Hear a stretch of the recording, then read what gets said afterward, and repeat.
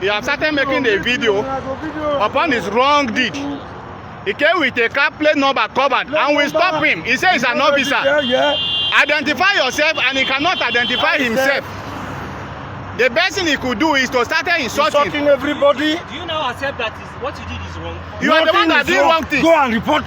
You are the one doing wrong things because you said you are an officer and we asked you to identify yourself and you could not do. The best thing you could do is to telling people that everybody are nonsense. No, I didn't even see him. I didn't see it.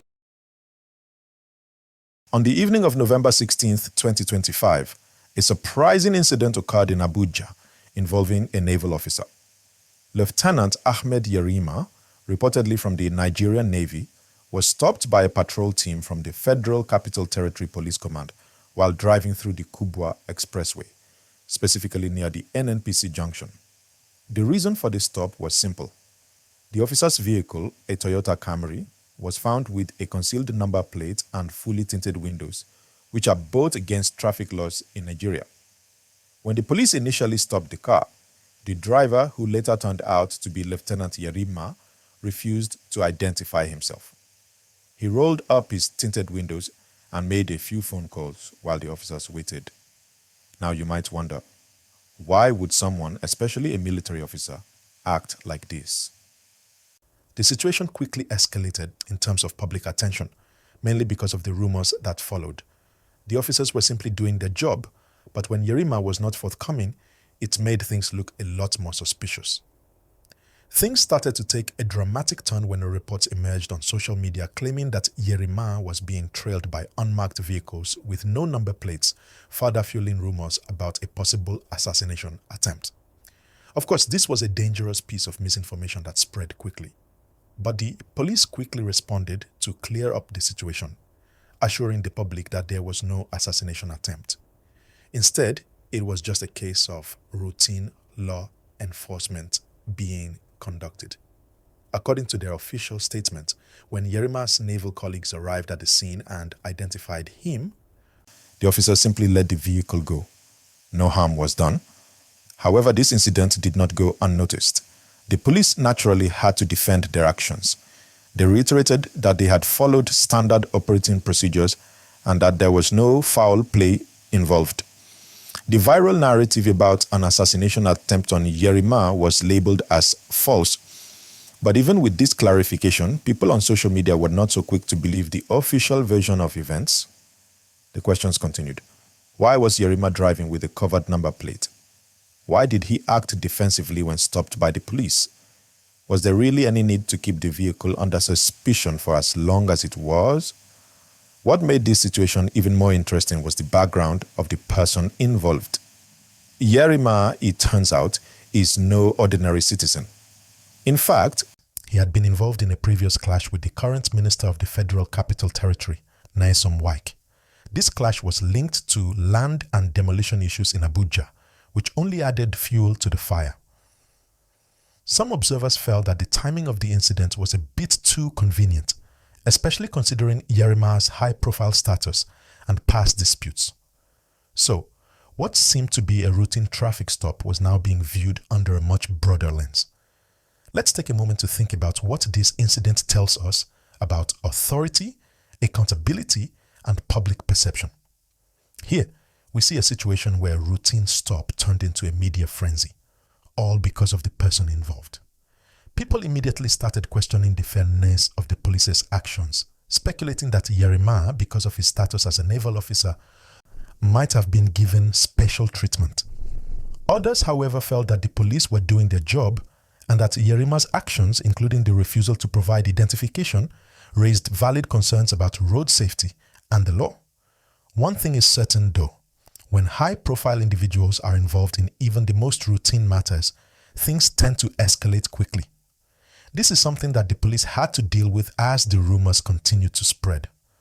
There was even a point where some people started circulating reports of Yerima being under attack, with claims of armed assailants attempting to harm him. These stories were completely unverified, but by the time they were debunked, a significant amount of time had passed and the damage was done. So, let's talk about the bigger picture here. When incidents like this occur, They serve as a reminder of how quickly misinformation can spread in the digital age. What started as a simple traffic stop soon turned into a viral news story that many people were quick to believe without checking the facts. In many ways, this points to a much deeper issue. How often do we, as a public, fall for rumors that fit the narrative we want to believe? How many times have we seen something on social media that we assumed to be true, only to find out later that it was completely fabricated? It's a troubling reality and is something that needs to be addressed, especially in an age where everyone has access to the internet and social media platforms. But let's not lose sight of the main issue here. This situation brings into sharp focus the need for transparency and accountability in law enforcement. Whether you're a high-ranking naval officer or an ordinary citizen, everyone should be held to the same standards when it comes to following the law. If a police officer stops a vehicle for a covered number plate or tinted windows, that's something that needs to be addressed fairly and without bias. But when you add a military officer into the equation, things become a bit murkier. Does the officer get treated the same way as someone else, or do they get special treatment because of their rank and position? This is something that both the police and the military need to address. Law enforcement should always be consistent, no matter who the person is, and should never give in to pressure from any side. If police are allowed to do their job properly without interference, then everyone will be held accountable, no matter their status. The other issue here, of course, is the role of the media in shaping public perception. In a way, the media becomes an unwitting player in situations like these, creating narratives that, while sometimes untrue, end up influencing how the public perceives events. As seen in this case, the media played a crucial role in both amplifying and ultimately debunking the assassination rumors surrounding late Yerima.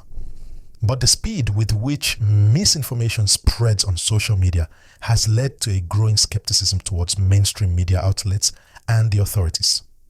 As this story continues to unfold, it will be interesting to see whether the police and the Navy come out with any further comments or whether any formal action will be taken. It's also likely that public opinion will continue to shift as more information becomes available. And in the long run, this incident could have broader implications for how law enforcement conducts stops and how individuals in the military and other high positions are treated when they encounter the police. I know this has been a long one, but stick with me. What do you think? Should high-profile people get the same treatment as regular citizens when it comes to law enforcement? And how do we, as a society, make sure that the laws are applied equally across the board? It's a tough question, and I'm sure you have some thoughts on it. As we wrap this up, please remember to hit the like button if you think transparency in the enforcement process matters. Don't forget to subscribe for more stories like this. Let me know your thoughts in the comments. I'll be reading and engaging with all of you. Until next time, stay safe, stay informed, and always think critically.